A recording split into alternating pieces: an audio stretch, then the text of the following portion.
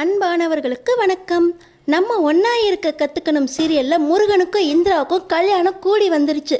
ஆனால் முருகன் இந்திரா கல்யாணம் கந்தசாமி லக்ஷ்மியோட ஆதரவோடு நடக்குதா இல்லை இவங்களை எதிர்ப்பை மீறி நம்ம முருகனும் இந்திராவும் கல்யாணம் பண்ணிக்க போகிறாங்களா? என்ன நடக்க போகுதுன்னு தெரிஞ்சுக்கிறதுக்கு முன்னாடி இந்த வீடியோக்கு ஒரு லைக் போட்டுக்கோங்க. ஸோ பார்த்தீங்கன்னா வெறுங்கழுத்தாகவே இருக்கேனே, நாளைக்கு உங்கள் தம்பிக்கு பொண்ணு பார்க்க போகிறாங்களே, இந்த நேரத்தில் மூத்த மருமக இப்படி வெறுங்கழுத்தோடு போனால் உங்கள் குடும்பத்தை பற்றி என்ன நினைப்பாங்க?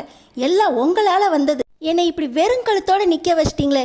உங்கள் ஃப்ரெண்டோட ஒய்ஃபுக்கு மருத்துவ செலவுக்கு காசு வேணுங்கிறதுக்காக அவர் வந்து அழுதுகிட்டு நின்னாருங்கிறதுக்காக ஏன் கழுத்தில் இருக்க தாலி செயினை அவுத்து கொடுத்தீங்க.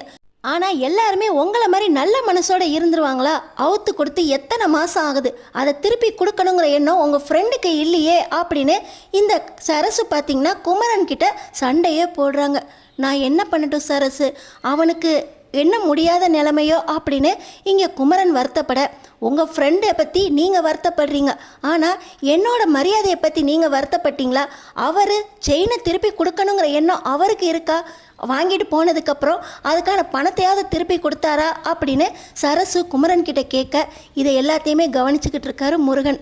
தன்னோட ஃப்ரெண்டு செயினை வாங்கிட்டு போனதுக்கு தான் ஃப்ரெண்டுக்கிட்ட போய் நான் கேட்க முடியாது அப்படின்னு குமரன் சங்கடப்படுறாரு. ஆனால் நம்ம போய் கேட்டு பார்க்கலாமே அப்படின்னு முருகன் கேட்குறாரு. ஆனால் ஃபோன் பண்ணால் கூட அந்த ஃப்ரெண்டு சேகர் அந்த ஃபோனை அட்டன் பண்ண மாட்டேங்கிறாரு. இப்போ பார்த்தீங்கன்னா நம்ம முருகன் கால் பண்ணிக்கிட்டே அவர் முன்னாடி நின்று என்ன தான் பண்ணுறாரு அந்த ஃப்ரெண்டு அப்படின்னு பார்த்தா, அவர் ஃபோனை எடுத்து பார்த்துட்டு கட் பண்ணிவிட்டு அவர் பாட்டு அவர் வேலையை பார்த்துக்கிட்டு இருக்காரு. முருகனுக்கு கோபம் வந்துடுது. முருகனை பார்த்த உடனே, நீ கால் பண்ணன்னு எனக்கு தெரியும்ப்பா, ஆனால் நீ பணத்தை கேட்டுருவியன்னு தான் நான் கட் பண்ணிட்டேன் அப்படின்னு அந்த சேகர் சொல்கிறாரு. உடனே, என்னென்ன நீங்கள் அவசரம்னு கேட்டதுனால பொண்டாட்டி கழுத்தில் இருக்க தாலி செயினை அவுத்து வாங்கிட்டு போனாங்க, ஆனால் நீங்கள் அந்த செயினை திருப்பி கொடுக்கணுங்கிற எண்ணமே இல்லையா அப்படின்னு கேட்க, நான் என்னப்பா பண்ணுறது, தொழிலில் நஷ்டம்ப்பா, அந்த கடையை மூடிட்டு இப்போ நானே கூலிக்கு வேலை பார்த்துக்கிட்டு இருக்கேன். என் பொண்டாட்டிக்கு மறுபடியும் உடம்பு சரியில்லாமல் போக அதுக்கு செலவு பார்க்கணும், என் பையன் ஸ்கூல் ஃபீஸ் கூட கட்டணும், இதெல்லாம் முடியாமல் இருக்கேன். இந்த நேரத்தில் தாலி செயினை திருப்பி தரதெல்லாம் முடியவே முடியாத காரியம்ப்பா, என் கையில் 10 பைசா இல்லை அப்படின்னு முருகனோட காலிலே விழ போயிடுறாரு. நம்ம முருகனுக்கு சங்கடமாக போயிடுது. தாலி செயின் இல்லாமல் அங்கே சரசு சங்கடப்பட்டுக்கிட்டு இருக்காங்க. இன்னொரு பக்கம் என்னால் திருப்பியே கொடுக்க முடியாது அப்படின்னு அவர் ஃப்ரெண்டு நிற்கிறாரு. காலையும் விழ ஆரம்பிச்சிட்டாரு. அதனால் முருகன் என்ன பண்ணுறாரு, அந்த அடகு கடைக்கே கூட்டிகிட்டு போய் இவர் பேரில் இருக்க கடனை என் பேரில் மாற்றிக்கோங்க, அந்த காசை நான் கொடுக்குறேன், அந்த செயினை நீங்கள் திருப்பி கொடுங்க அப்படின்னு அந்த வட்டிக்கார்ட்ட கேட்குறாரு.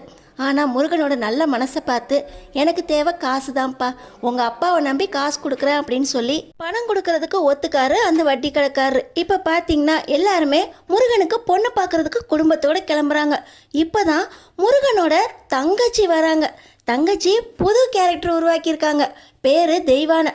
புருஷன்கிட்ட சண்டை போட்டுட்டு ஆட்டோவில் வர தெய்வானை அப்பாவை மாதிரியே ரொம்ப கெட்டிக்காரி.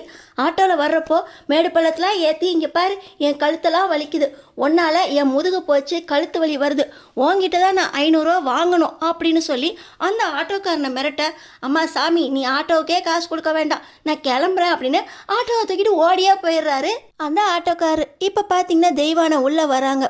எல்லாருமே கிளம்பியாச்சு, நீ வழக்கம் போல் உன் புருஷன் சண்டை போட்டு வந்துட்டியா, அவர் பாவம் இல்லை அப்படின்னு கேட்க, அவரெல்லாம் நீங்கள் பாவம் பார்க்காதீங்க, இப்போ எல்லோரும் எங்கே கிளம்பிக்கிட்டு இருக்கீங்க அப்படின்னு சொல்லி இந்த தெய்வானையும் முருகனோட பொன் பார்க்குற படலத்தோட கிளம்பிட்டாங்க.